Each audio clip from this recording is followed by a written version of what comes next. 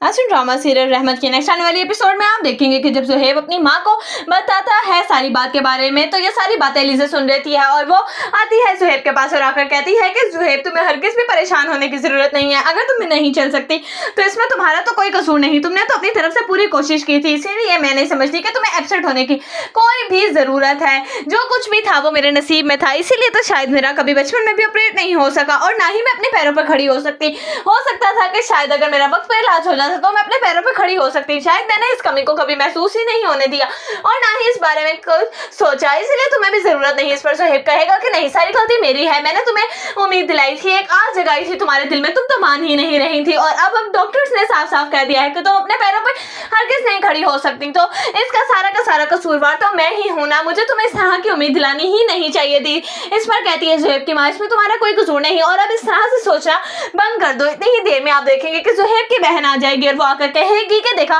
मैंने तो पहले ही ना कहती थी कि ये अलीज़ा अपने पैरों पे कभी नहीं खड़ी हो सकती, लेकिन आप लोग थे कि आपको मेरी बात समझ में ही नहीं आ रही थी और आप लोगों ने तो वही किया जो आप लोगों की अपनी मर्जी थी। देख लिया ना अपनी मर्जी का अंजाम। अब तो अलीज़ा का भी दिल बुरा किया आपने और ज़ुहैब, तुमने अपने पैसे भी सारे बर्बाद कर दिए इस लड़की के पीछे। इस पर कहता है ज़ुहैब के पास, आप तो बस कर दें, मुझे नहीं लगता कि आपको इस वक्त ऐसी बातें करना ज़ेब देती हैं। अगर तो आप हमें हौसला नहीं दे सकते तो इस तरह की बुरी बुरी बातें भी मत कहें। उधर आप देखेंगे कि जब अनाया कहती है कि अपनी माँ से कि देखा, यही तो मैं चाहती थी कि इस तरीके से मिनाल और भाई की लड़ाई हो और इस तरह से मिनाल घर छोड़कर चली जाए। आखिर मुझे लगता है कि शायद मैं अपने मकसद में बहुत जल्द कामयाब हो जाऊंगी और मिनाल को भी भाई की जिंदगी से बाहर निकाल कर खड़ा कर दूंगी, बिल्कुल उसी तरह जिस तरह से मिनाल ने मुझे बारी की जिंदगी से दूर कर दिया। अगर तो मिनाल चाहती तो मेरी शादी बारी से हो सकती थी, क्योंकि उस घर में अगर तो चलती है वो तो सिर्फ और सिर्फ मिनाल की, लेकिन वो चाहती ही नहीं थी मुझे अपनी भाभी के रूप में